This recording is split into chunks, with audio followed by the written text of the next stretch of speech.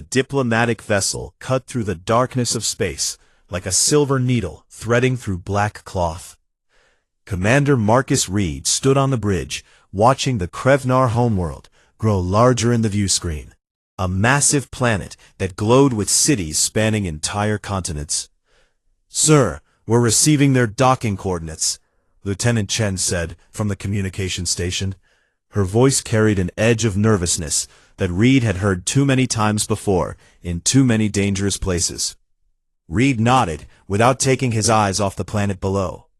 This was humanity's first real chance at a proper alliance with a major galactic power. And the Krevnar Empire controlled this entire sector. Dozens of worlds, billions of citizens, military technology that made Earth's fleets look like children's toys. "Take us in slowly," Reed said. "Let's not give them any reason to think we're aggressive." The ship descended through layers of atmosphere. Great towers of metal and crystal rose from the surface like mountains built by gods instead of nature. The Krevnar Imperial City sprawled beneath them, a metropolis that housed over 200 million souls and served as the beating heart of an empire that had existed for 3,000 years.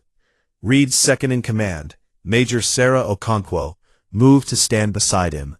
She was a tall woman with dark skin and eyes that missed nothing, a veteran of the Mars Rebellion and Earth's ugliest colony wars. "You know this is a test, right?" she asked quietly. "Everything we've read about Krevnar culture says they don't respect weakness. They're going to push us to see if we break." "I know," Reed said. He was a lean man in his early 40s, with gray already touching his temples, and scars on his hands that spoke of a hard life. He had grown up in Manila's Undercity, fighting for survival before joining Earth's military. He knew about being tested. The ship settled onto a landing platform that could have held 10 vessels their size. Massive pillars surrounded them on all sides, and Krevnar guards stood at attention in gleaming armor that looked both ceremonial and deadly. Reed gathered his team, Okonkwo, Chen, and 3 security officers who looked nervous despite their training. They wore formal diplomatic uniforms that felt strange after months in space.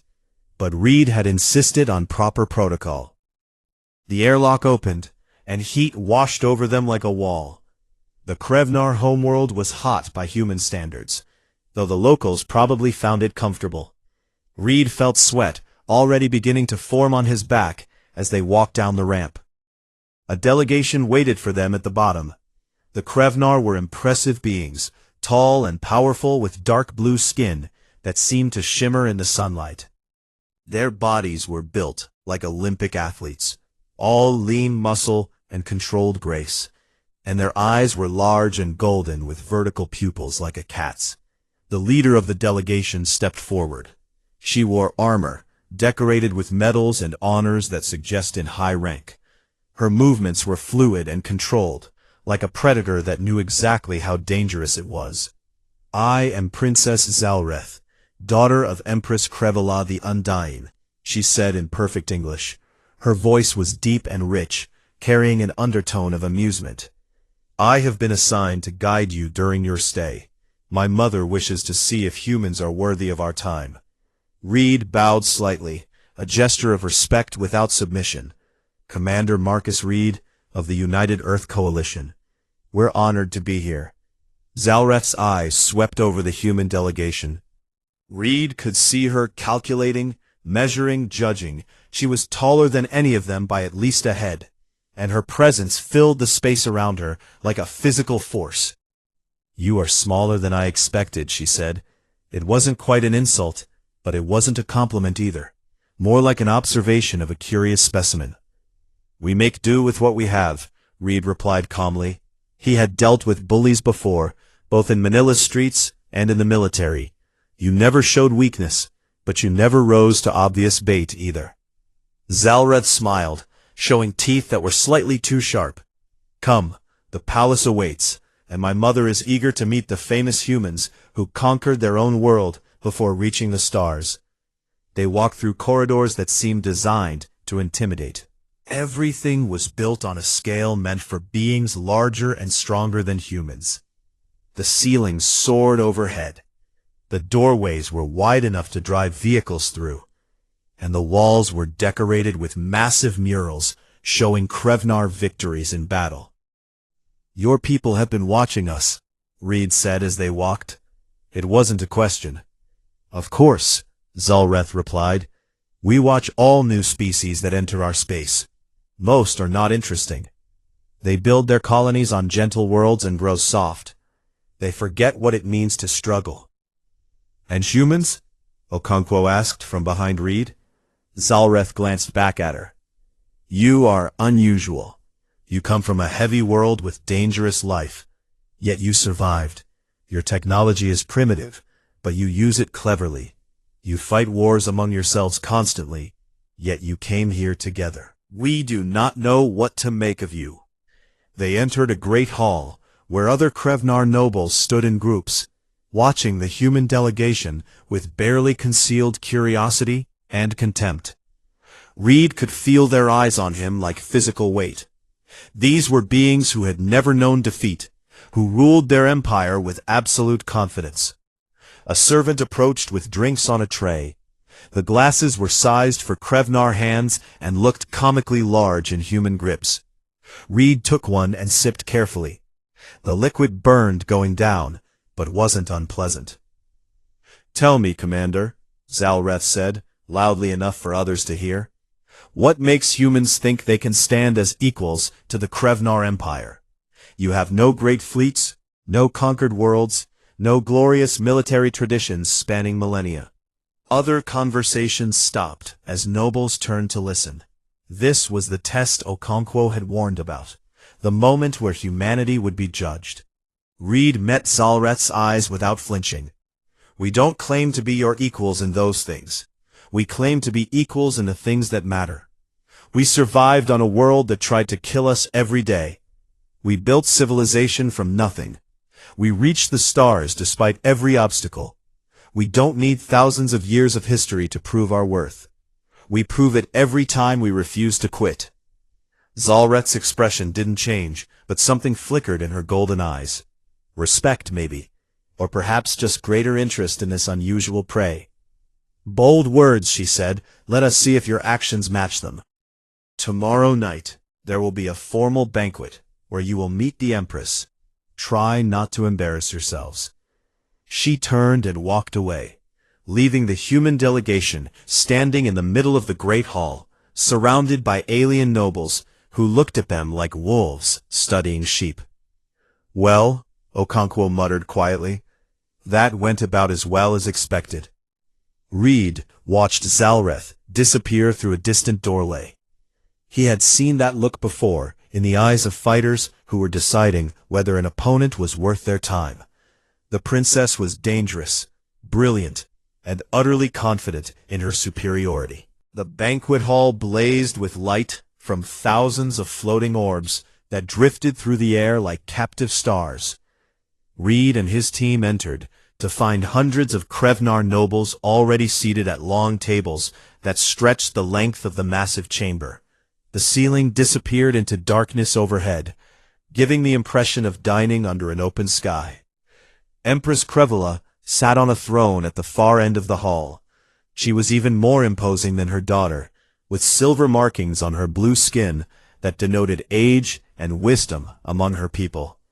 Her eyes tracked the human delegation as they were led to a table near the center of the room. "At least they didn't put us in the back," Chen whispered. She looked uncomfortable in her formal uniform, constantly adjusting the collar.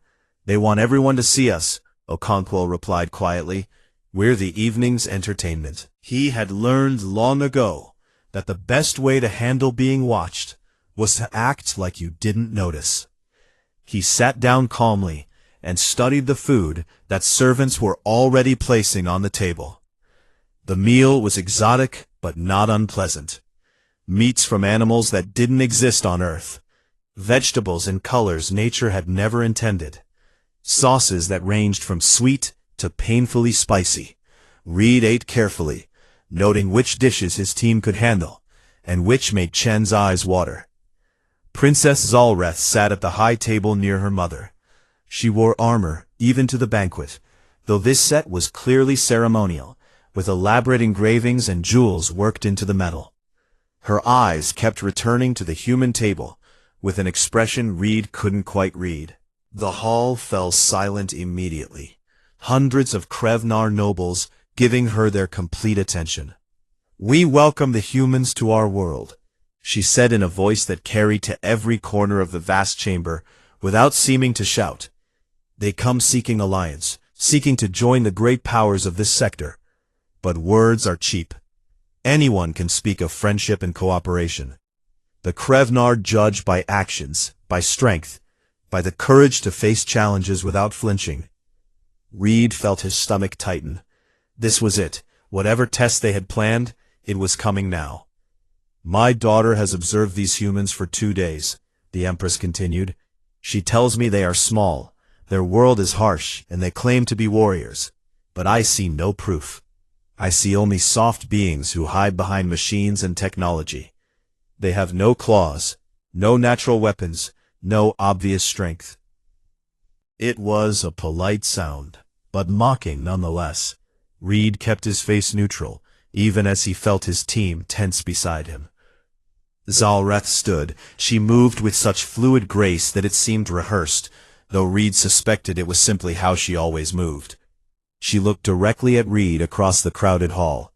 "I propose a demonstration," she said.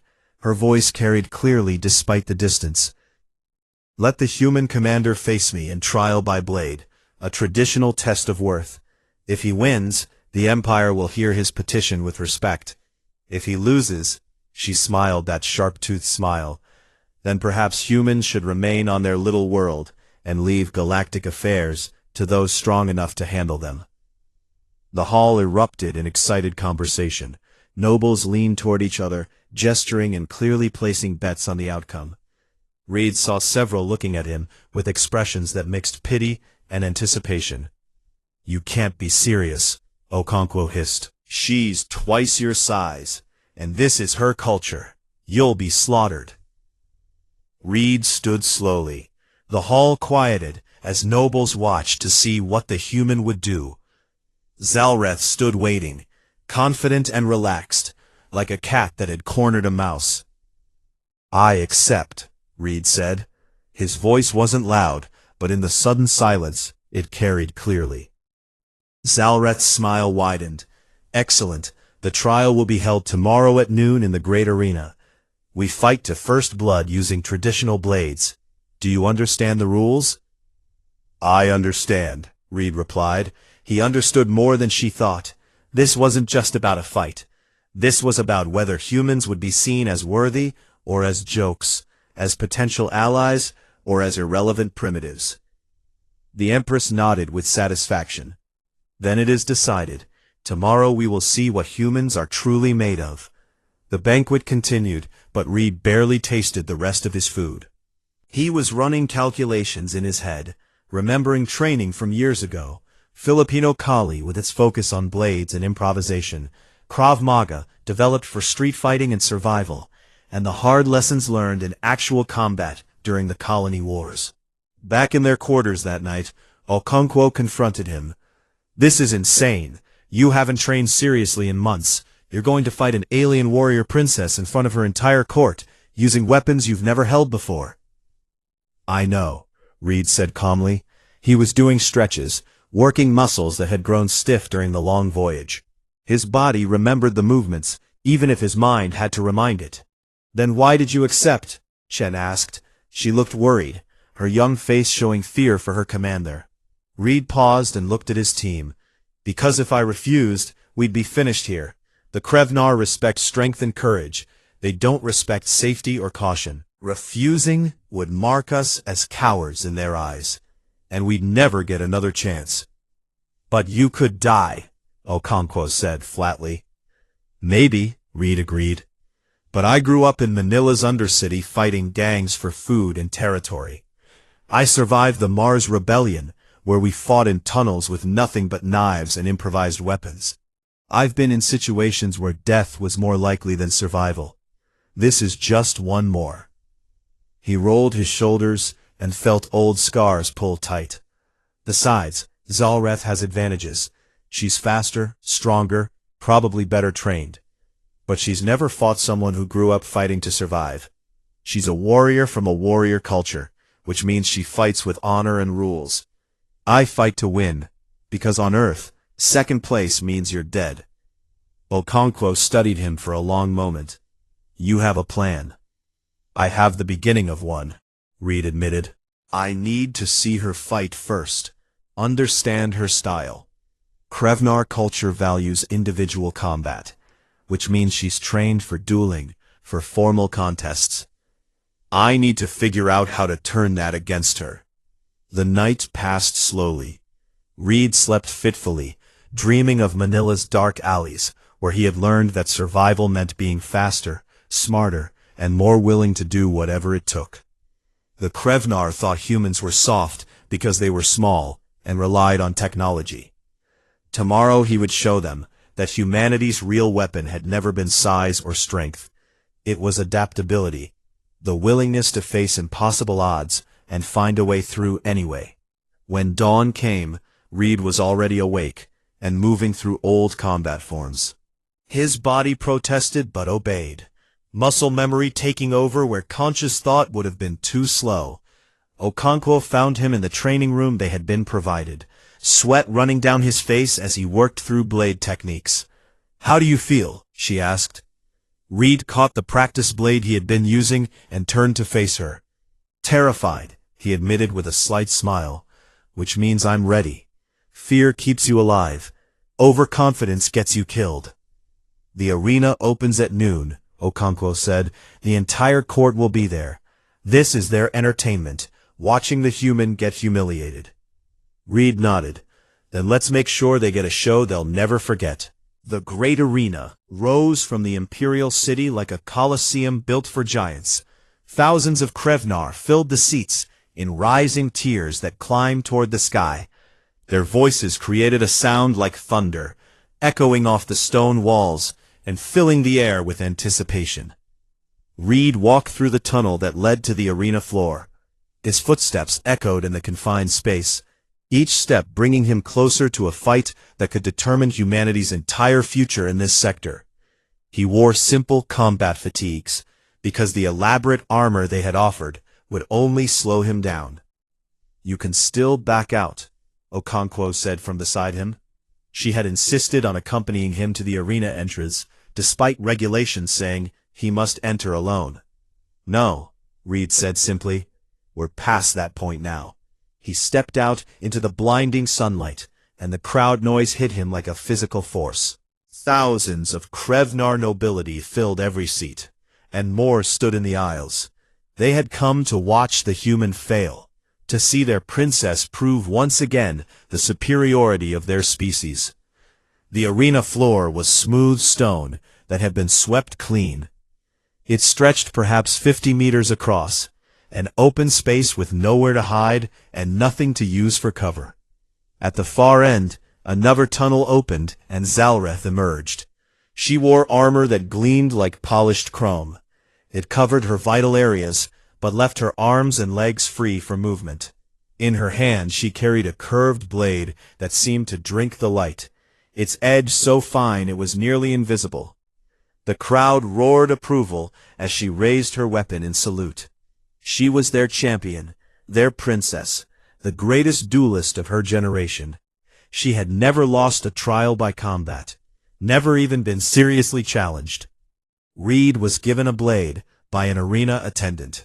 It was a Krevnar training weapon, heavier than he liked, and balanced for hands larger than his.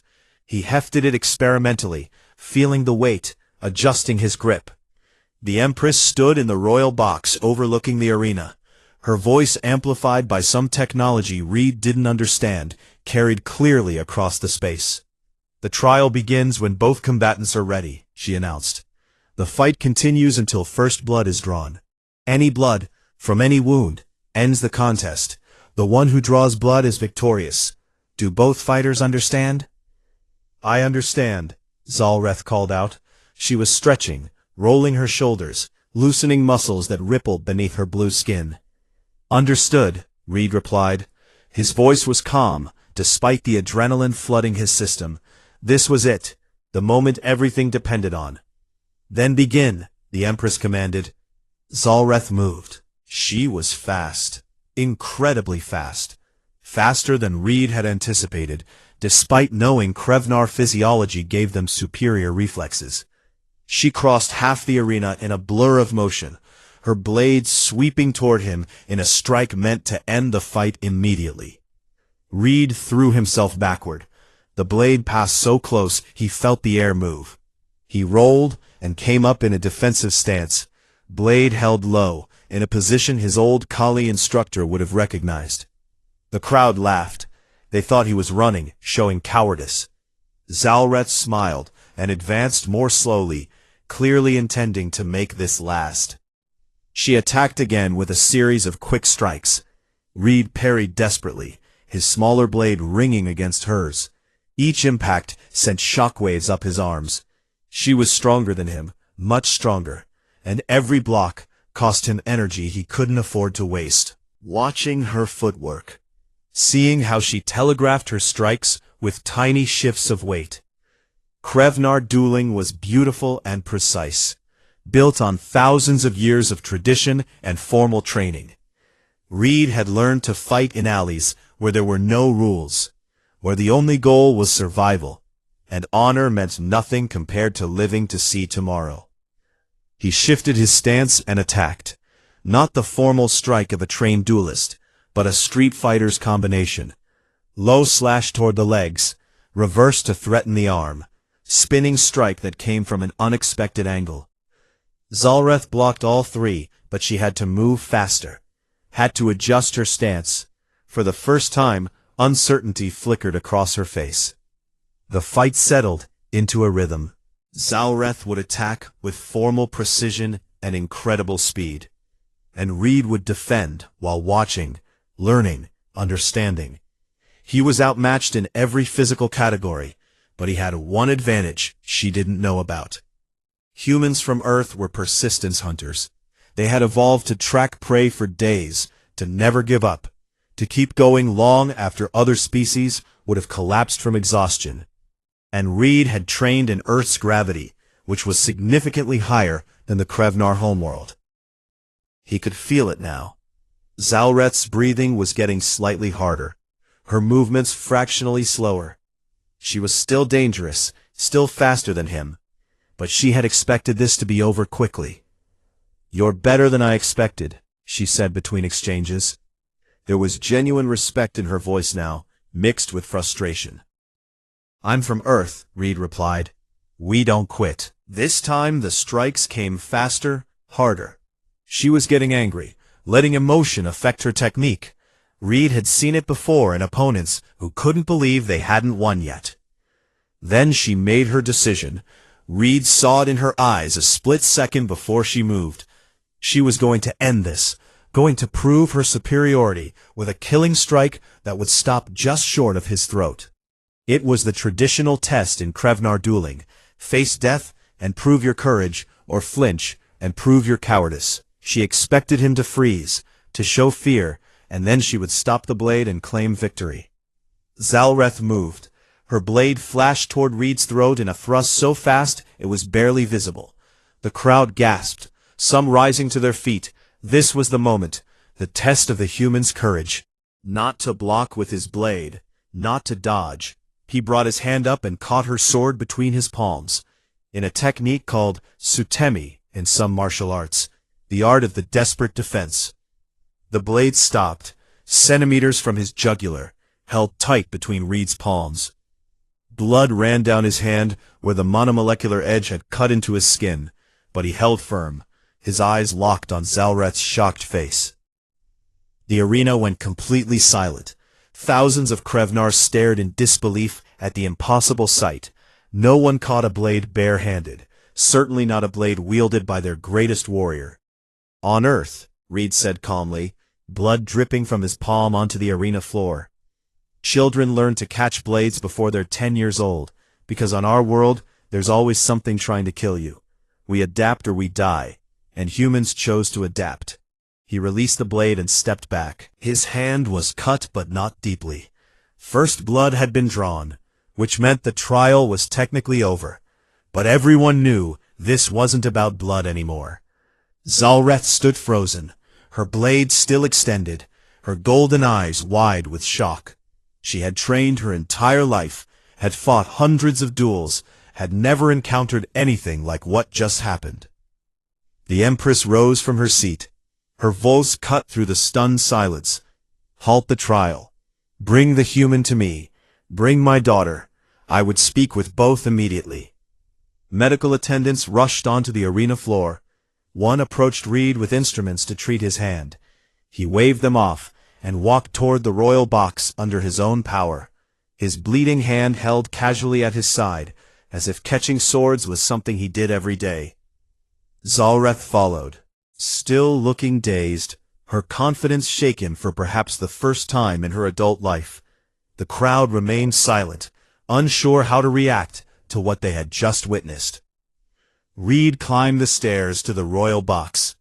Okonkwo rushed forward, but he shook his head slightly, warning her to stay back. This moment was delicate, and the wrong move could ruin everything they had just gained. The Empress studied him with eyes that missed nothing. "How did you do that?" she demanded.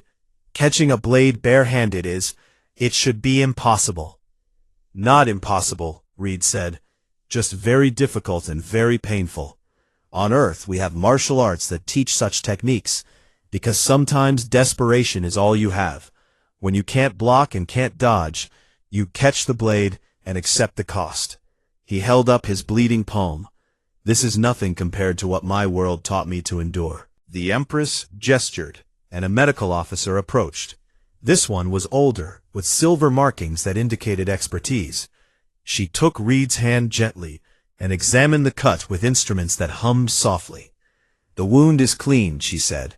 "The blade cut muscle but missed tendons. He will heal fully in a few days." "That's not what interests me," the Empress said. She leaned forward, studying Reed like he was a puzzle she needed to solve. "Scan him. Full biological analysis. I want to know everything about human physiology." The medical officer produced a device and passed it over Reed's body. Lights flickered and data streamed across a screen that Reed couldn't read, but he could read the officer's expression as it shifted from routine interest to shock. "Your Majesty," the medical officer said slowly, "this doesn't make sense. His muscle density is 40% higher than our preliminary scans indicated. His bone structure is—" She paused, checking the readings again. "Reinforced beyond what should be necessary for a being his size." "Explain," Zalreth demanded. She had recovered some of her composure, but still looked shaken by what had happened in the arena. "Humans evolved on a death world," Reed said before the medical officer could respond. He was tired of being talked about like a specimen, and decided to take control of the conversation. "Earth has gravity 40% higher than your homeworld. Every day of our lives, we're essentially carrying extra weight that your people never experience." The medical officer's eyes widened. "That would mean—" "It means we're stronger than we look," Reed continued. "Our bones are denser to handle the stress. Our muscles are compact and powerful. Our cardiovascular system is built to pump blood against higher gravity. When we come to worlds like yours, we're suddenly operating at an advantage we didn't even know we had." The Empress stood and walked down to where Reed stood. She circled him slowly, reassessing everything she thought she knew about humans. Zalreth watched her mother with an expression that mixed respect and concern. "What else?" the Empress asked. "What other surprises does humanity hide?" Reed met her eyes calmly. "We're persistence hunters. Our ancestors didn't have claws or fangs or venom. They had endurance. They could track prey for days across hostile terrain until the animal collapsed from exhaustion. We're built to keep going long after other species would quit." "Our preliminary assessments said humans were fragile," Zalreth said. She sounded angry, though Reed suspected the anger was directed at whoever had done those assessments. "We were told you were weak, that you relied on technology because you lacked natural advantages." We do rely on technology, Reed agreed, because we had to get creative to survive. But that doesn't make us weak. It makes us adaptable. Earth has predators that make your arena look safe. We have diseases that killed billions before we learned to fight them. We have weather that can destroy entire cities. Our world tried to kill us in every way possible. He gestured at his bandaged hand. So we learned to catch the blade. We learned to face things that should kill us and find ways to survive anyway. Every human carries that heritage, whether they know it or not. The medical officer was still scanning. His reaction time is faster than expected. Neural pathways optimized for rapid response. And his eyes, she looked up in surprise, they have better depth perception than ours. He can judge distances more accurately. Throwing, Reed explained. Humans are the best throwers in the known galaxy. We can hit targets at ranges that would be impossible for most species. Our ancestors survived by throwing rocks and spears at prey and predators. We developed shoulder joints and neural pathways specifically for that purpose. The Empress laughed. It was a sound of genuine delight mixed with frustration. We invited you here thinking you were primitives seeking our protection. And instead, you're a species of survivors who conquered a world that would have destroyed us. How wonderfully embarrassing. Zalreth stepped forward. She looked at Reed with new eyes, seeing him not as a curiosity, but as something worthy of respect. Teach me, she said suddenly. Teach me the blade-catching technique. I have never seen anything like it. It's dangerous, Reed warned. Even with training, you can lose fingers or worse if you're not precise. Her pride was reasserting itself, but it was tempered now with genuine interest. I am the greatest duelist of my generation, and you, a being I thought inferior, just did something I would have sworn was impossible. I want to learn. Reed considered. This could be the opening they needed, the chance to shift from being judged to being valued. I'll teach you, he agreed, if you teach me Krevnar dueling in return. Earth's fighting styles are practical but crude. I could learn from your techniques. Zalreth smiled. It was the first genuine smile Reed had seen from her, without mockery or condescension. Agreed. We begin tomorrow. The Empress nodded with satisfaction. This trial has revealed much. Humans are not what we expected, which makes them far more interesting than we anticipated. But I must know, are all humans like you, Commander Reed? Reed thought about the billions of people on Earth, the soldiers and civilians, the strong and the weak, the brave and the frightened. Every human carries the same heritage, he said carefully. But like any species, we're individuals. Some are stronger, some are smarter, some are braver, but all of us share the fact that we come from a world that tried to kill our ancestors every single day. And yet you survived, the Empress said. Not just survived, thrived. Reached the stars despite obstacles that would have stopped lesser species. I begin to understand why your coalition sent you specifically. You're not just a diplomat, are you? I grew up in Manila's Undercity, Reed admitted. Fought in gang wars before I was 15, joined the military during the Mars Rebellion, served in colonies where you had to be ready to fight at any moment. I'm not special. I'm just a product of my environment, like every human. The Empress turned to address the crowd that had been watching silently from the arena seats. The trial is concluded. The human has proven his worth beyond any doubt. Let it be known that humanity is to be treated as equals within our empire. Any who challenge this will answer to me personally. The crowd erupted in noise, some cheering, some arguing, all reacting to the unprecedented declaration. Never before had the Empress granted equality to a species on their first visit. Okonkwo appeared at Reed's side. Sir, did that actually work? Reed allowed himself a small smile. It worked, but now comes the hard part. We have to prove this wasn't just luck, that humanity deserves the respect we just earned. Zalreth approached with two of her guards. Come, I will show you to better quarters. You are no longer supplicants, but honored guests, and tomorrow we begin training. I am eager to learn what other impossible things humans can do."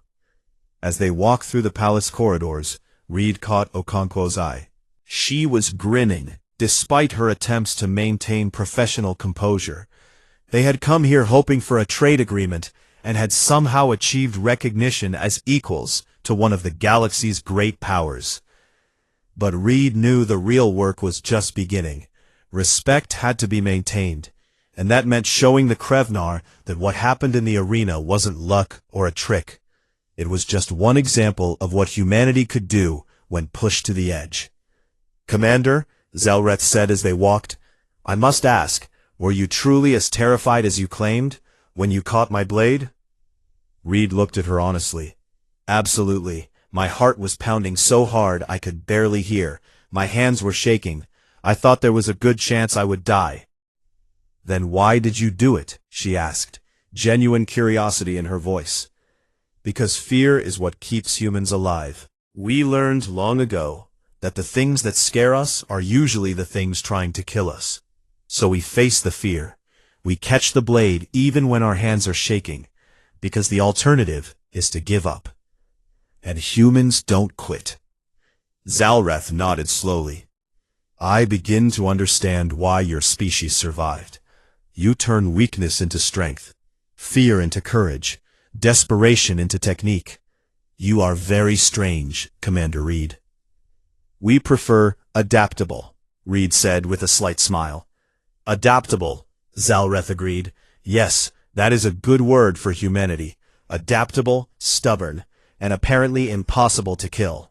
The galaxy should be very interested to see what you do next." 3 weeks had passed since the trial in the arena. Reed stood in a private training room, watching Zalreth attempt the blade-catching technique for the 20th time.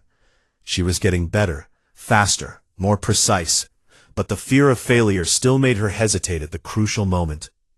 "You're thinking too much," Reed said. He held a training blade loosely in one hand. "This technique works on instinct and muscle memory. If you think about it, you're already too slow." Zalreth growled in frustration. "Easy for you to say. You've been doing this since you were a child." "Not this specifically," Reed admitted, "but similar things. My instructor used to throw knives at us during training. You either learned to react or you got cut. The brain learns faster when the consequences are real." Moving slowly so she could see each step. The angle of the hands. The way the palms had to come together at exactly the right moment. The slight rotation that guided the blade between flesh rather than through it. Zalreth tried again. This time she was faster, more committed. The blade stopped between her palms, and she held it for a moment before releasing with a triumphant sound. "Better," Reed said. "Now do it 1,000 more times until you can do it in your sleep." The door opened, and Okonkwo entered. She had taken to Krevnar culture surprisingly well, learning their language and customs with the quick adaptability that made her such an effective officer. "Sir, the Empress wants to see you," she said. "Something about a proposal." Reed followed her through the palace corridors that had become familiar over the past weeks. The Krevnar nobles no longer stared at humans like they were curiosities. Now they watched with interest and respect, sometimes even nervousness. The Empress received him in a private chamber rather than the grand throne room. This was a good sign. It meant she wanted to talk frankly rather than make pronouncements. "Commander Reed," she greeted him. Her tone was warm, a dramatic shift from their first meeting. "Please sit. We have much to discuss." Reed sat across from her. Zalreth entered moments later and took a position standing beside her mother's chair. The dynamic between them had shifted too. The princess now deferred to her mother's judgment in ways she hadn't before. "I will be direct," the Empress said. "The Krevnar Empire faces a threat. A collective intelligence known as the Hierarchy has been expanding through this sector for the past decade. They absorb or destroy every civilization they encounter.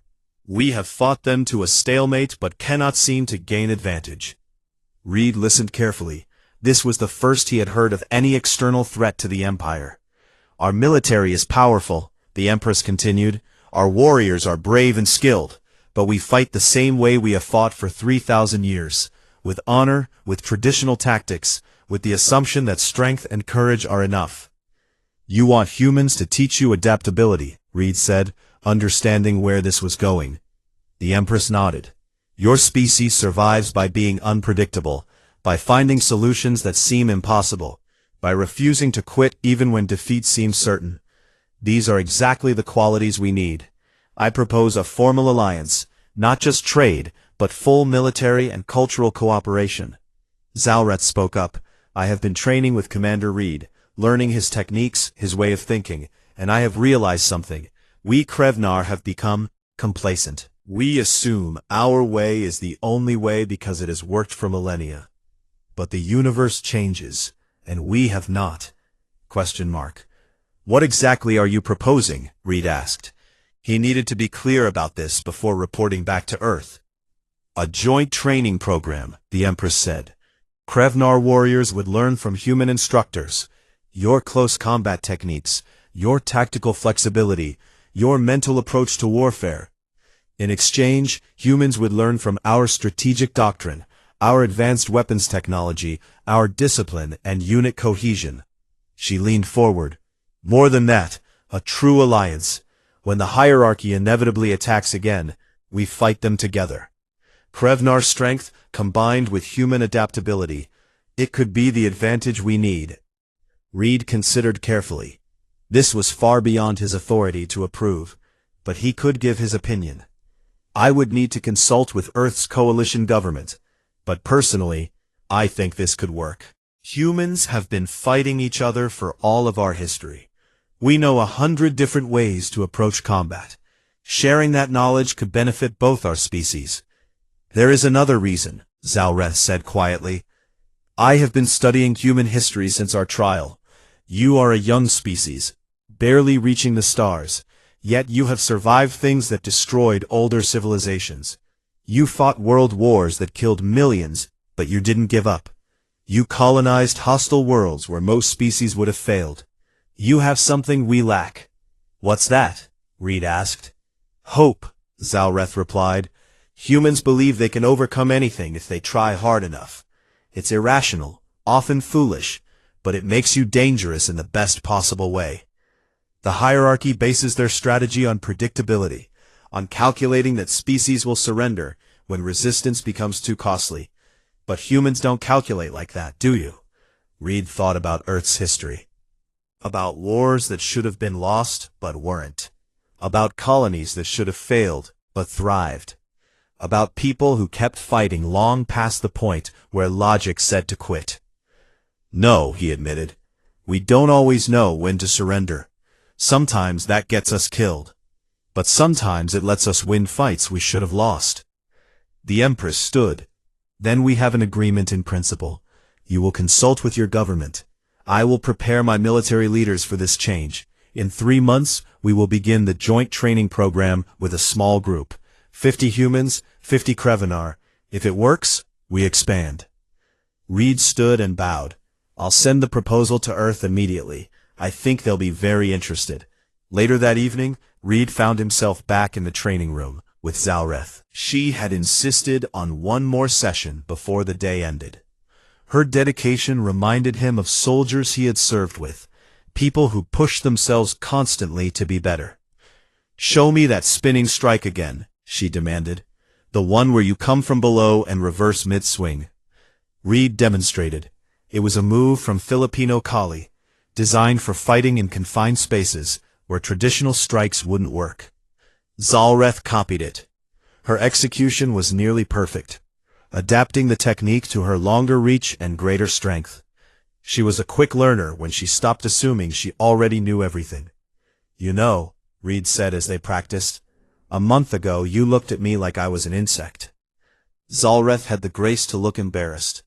A month ago I was an arrogant fool who thought size and strength were all that mattered. You taught me otherwise. That lesson was worth the humiliation. I just wanted to survive. I know, Zalreth replied. That's what made it so effective. You weren't trying to prove anything, except that you belonged here. You faced me knowing you might die, and you did it calmly, without bravado or fear. Well, with fear, but you didn't let it control you. They continued training. The movements became a rhythm, attack and defense flowing together. Reed realized this was exactly what the alliance would look like. Two different species learning from each other, combining strengths to create something better than either could achieve alone. Okonkwo found them hours later. "Sir, Earth responded to your message. They're sending a delegation. They want to finalize the alliance terms and begin selecting candidates for the training program." Reed felt relief wash over him. "How long until they arrive?" 2 weeks, Okonkwo replied. "Admiral Zhang is leading the delegation personally. They're taking this very seriously." Zalreth sheathed her practice blade. "Good. I look forward to meeting more humans. If they are anything like you, Commander, this will be an interesting partnership." "They're not all like me," Reed warned. "Some are better fighters, some are smarter, some are braver, but they're all human, which means they'll surprise you in ways you don't expect." The next morning, Reed stood on a balcony overlooking the Imperial City. The sun was rising over the alien skyline, painting the towers in shades of gold and purple. Zalreth joined him, moving quietly despite her size. "Are you worried?" she asked. "About the alliance? About whether our peoples can truly work together?" Reed thought about it. "I'm always worried. It's part of being human, but I'm also hopeful. We came here expecting to beg for trade agreements, and instead we're forging an alliance with one of the galaxy's great powers. If that's not worth the risk, nothing is." Zalreth smiled. "My mother says you are either the bravest human she has met or the craziest. I think perhaps you are both." "Definitely both," Reed agreed. "But that's what got us here." Below them the city was waking. Krevnar citizens going about their lives, unaware that the alliance being forged above them would change their empire forever. And far beyond the planet, the hierarchy continued its expansion, not yet knowing that it would soon face something it had never encountered before. Two species who refused to quit, one that had dominated through strength and honor for millennia, and one that had survived by adapting to impossible conditions. Together, they would write a new chapter in galactic history. Reed looked down at his hand. The scar from catching Zalreth's blade was healing, but would never fully disappear. He was glad. It would serve as a reminder of the day humanity proved it belonged among the stars, not through technology or tricks, but through the same stubborn refusal to surrender that had carried them through every challenge their harsh world had thrown at them. "Come," Zalreth said. "We have much to prepare before your delegation arrives, and I still need to master that blade-catching technique. I will not be shown up by the next human who visits." Reed followed her inside, smiling at the competitive fire in her voice. Yes, this alliance would work, not because it was easy or logical, but because both species understood what it meant to fight for survival. And in a galaxy that was growing more dangerous every day, that understanding might be exactly what they needed.